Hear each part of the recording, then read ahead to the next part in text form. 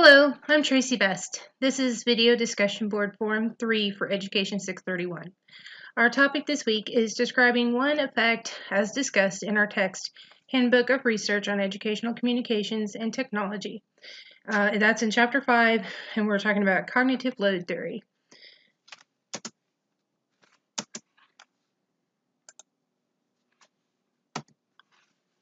In cognitive psychology, cognitive load refers to the used amount of working memory resources. Cognitive load theory differentiates cognitive load into three types: intrinsic, extraneous, and germane.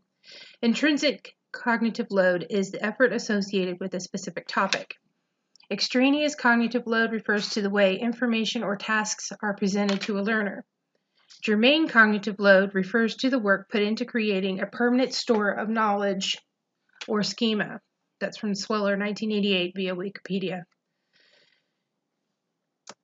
Researchers working in the context of CLT have been concerned with analyzing the effects of cognitive load types on learning and devising strategies and tools to help learners maintain an optimal level of load in various learning contexts. Spector, 1996. Later on that same page, our text tells us, as expected, workload increases when students are presented with problem sets of greater difficulty. Less expected, however, was the finding that as skills increased, the levels of workload did not decrease accordingly, suggesting that significant mental effort may be involved during strategic refinement.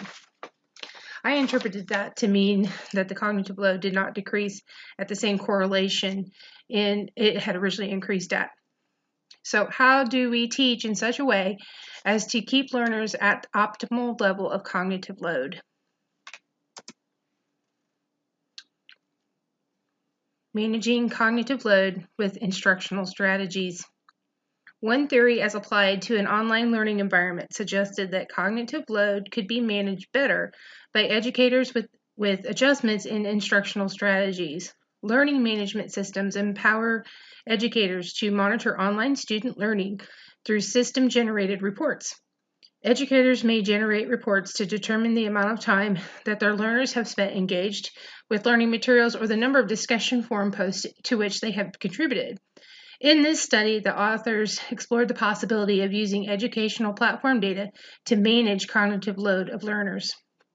The study also suggested that learners themselves can cope with escalating cognitive load by using learning behaviors and analytic data as cues to make changes in their approach to studying.